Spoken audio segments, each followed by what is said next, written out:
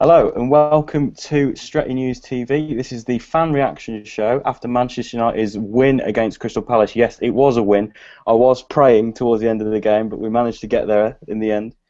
Joining me are pundits such as Pasha, Ian and Raman. And this is going to be a show that we're going to do after every United game where we're going to want to get people to feedback and let us know how they feel about the performance of the team. And it's just for United fans to get in there straight away with their thoughts and opinions. So to start the ball rolling, Pasha, how did you feel about that win? Mate, we had to win it. We had to scrape it. That's all it is. So we had to get top four. For me, watching that performance, I could go on a rant right now. But once again, it just shows that Jesus Christ does exist, and it's in our team. So David De Gea, people say, oh, he deserves. We gave him something back. He didn't deserve, he doesn't give us. He doesn't need to give us anything back. He's already given us back. He's given us top four, right? Our best signing next season will be keeping David De Gea. I said it a couple of weeks ago on United View. The biggest threat to our CL spot isn't Liverpool, it's ourselves. And we've seen that, Ever since the Chelsea performance, we've been going abysmal, And once again, in a 4-2-3, when you don't have enough depth, when Carrick is out, we've just gone sunk downhill, So once again, when Luke Shaw came out, we didn't have enough depth, so who do we have to put? Jones as left back, because Carrick is out. We couldn't put Blind there because then who's going to be holding? So, as once again, that's what he needs to address during the summers. We don't have depth, and when we don't have depth, you could never be a title challenger. Next season, when you want to play in CL, Capital One Cup, FA Cup, EPL, if you don't have enough depth, then don't forget about those things. So it just shows you we don't have enough depth. All these elite top clubs in the world, they have depth. United doesn't have that. Fergie could do it because Fergie was a bloody genius, right? And United fans should stop comparing us back to the Fergie era because Fergie was something else. All right, the Fergie era is done and over with. How to keep about the future. And then Louis Van Gaal is the right man for the job. And once again, when you're playing Ashley Young and Mata on the wings, that just shows you we don't have enough depth. That's why we addressed Memphis Depay on the wing. So no, today's performance was awful, but we had to win it. So we had to win it. That's it. Yeah, it wasn't the strongest performances. I mean, I was feeling comfortable when we gone 1-0 up, but I think the risk was that the players were feeling comfortable as well, and it showed really because then that allowed Palace to get back into the game. Picking up injuries to the likes of Luke Shaw and Smalling and Rooney aren't ideal, but I'm just very, very happy and feel quite lucky that we managed to get the win because I always felt this game was going to be tough, and it proved to be.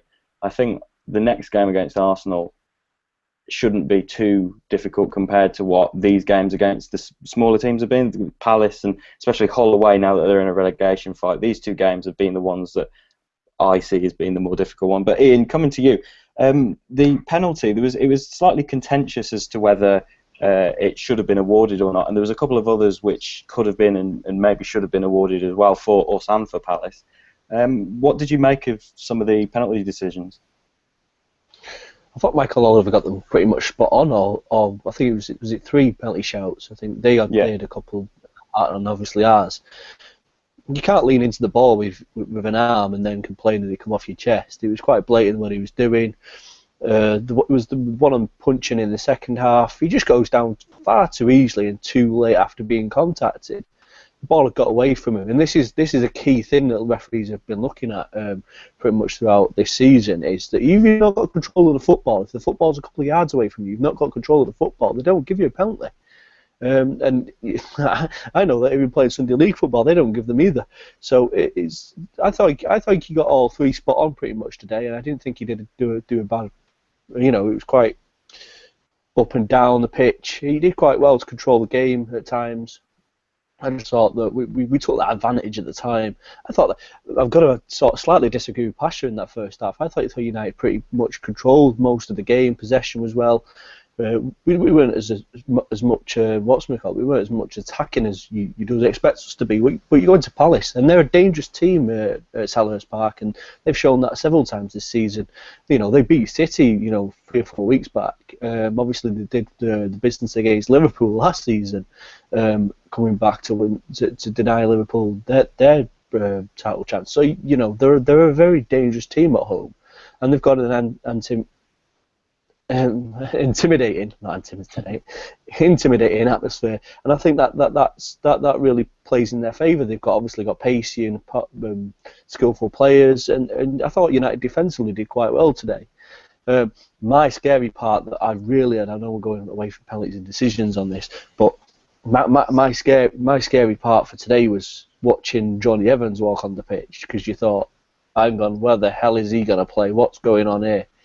And I know that Luke Shaw goes off. Obviously, he's got to go off because he's injured. But at that time, I thought the person you've got to play there, for me, is to drop Young into that position and bring Oyanazai for the left wing. Give the lad a chance. And Ashley Young's done that superbly all season about being able to just did well. He did play at wing back for so many times, and I thought that may give us that sort of outlet on that side, especially when you see this 3-5-2 system or 5-3-2 system that we've played. People thought that we'd lost it. We haven't lost it, because Daley Blind just dropped straight back into that set back three when we go back on the account on the attack, and Valencia and Shaw at the time, and then obviously Jones later on, become the two sort of wing backs. So I thought I couldn't figure out, but obviously Ashley Young again has a really good game.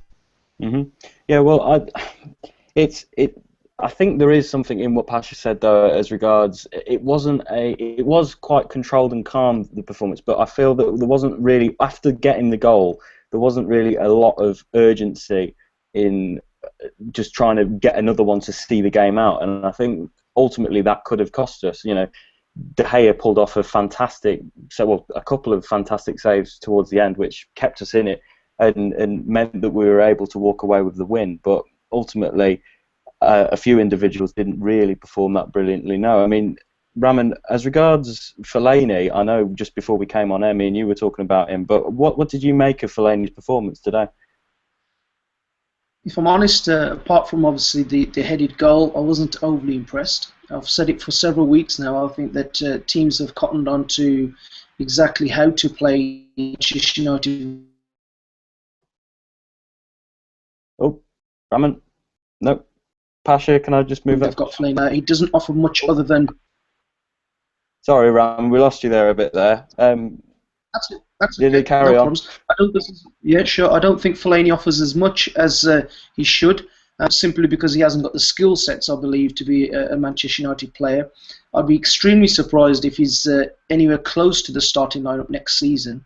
And yes, he came up with the goods in terms of a headed goal and the winner, 3 points, vital. I appreciate that, but it's completely not in the style of play Manchester United are used to.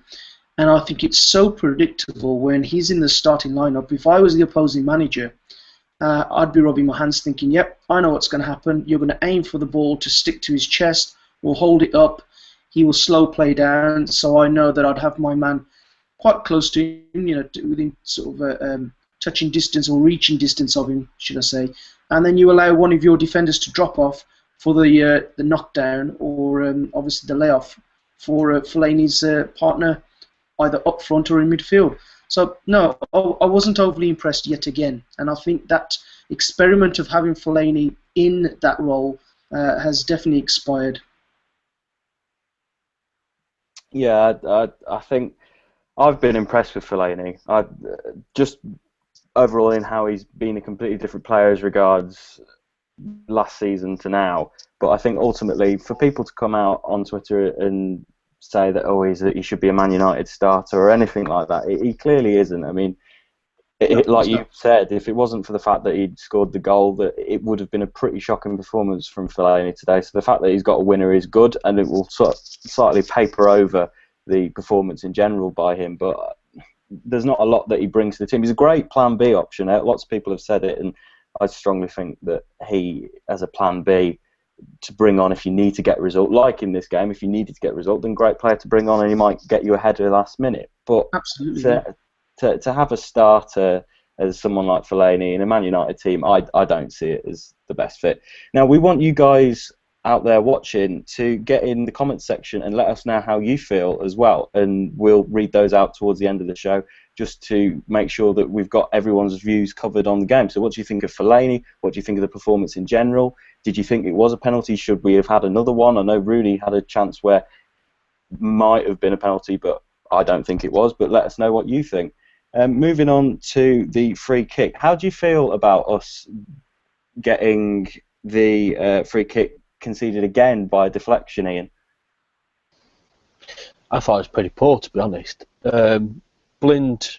I couldn't figure out if he had his arm over his eyes as if he was either trying to shield his face, which for me just shouldn't be in a wall for a free kick if you're trying to shield your face.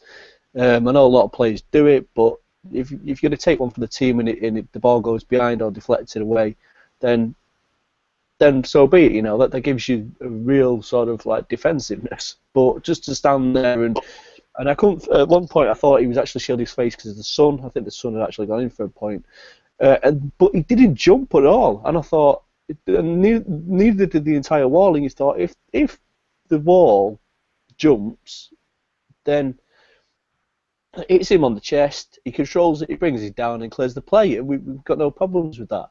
And I think I was watching commentary on NBC, obviously not Sky Sports, and they mentioned is the game fearful of the ball going underneath the wall, because I think Palace have tried that before.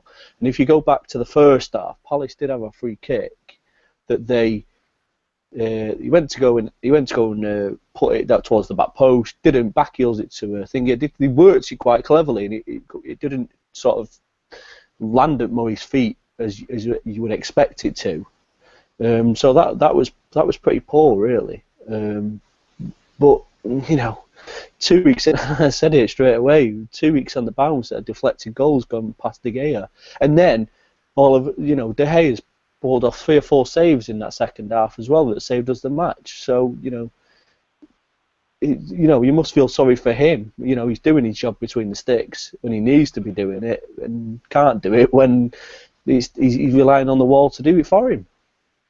Yeah, no, I agree. I mean, it's not ideal conceding goals like that, but what can you do? It's a bit of misfortune as well, and ultimately it's not cost us the points. So let's just get some of the feedback that's been coming in on the chat box on the side. So we've got, I almost had a heart attack when Johnny Evans was about to be brought on by MA Gamer. Ben's been on as well, saying David the Saviour. Andy, where are you, Andy? I've lost you. Andy Manser, it's a joke discussing Fellaini, young best players next season, C-class signings. Izat has said, totally agree about Fellaini being a better Plan B player.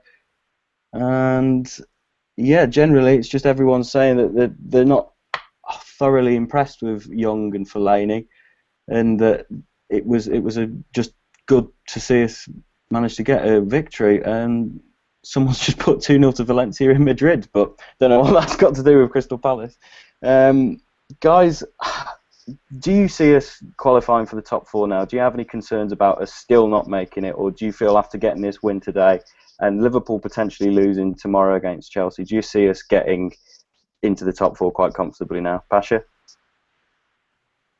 Yeah, we'll get into the top 4, but the problem is that the qualifiers for next season is going to be extremely tough. Who we're going to play against, the teams that we might end up playing with, it's not the same ones that Arsenal's been playing, for 17 years or whatever.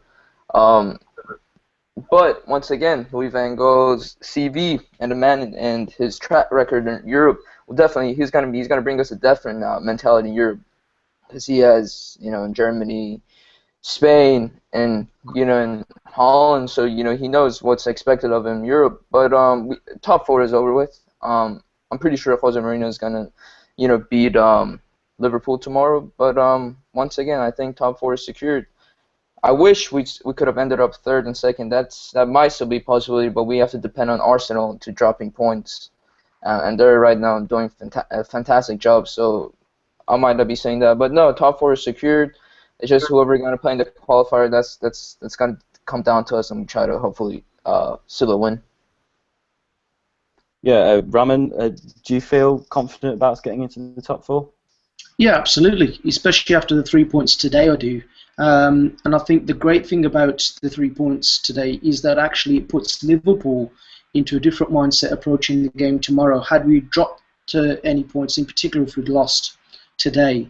I think Liverpool would have certainly been in a mindset where, right, okay, we've still got the door ajar, jugular against Chelsea.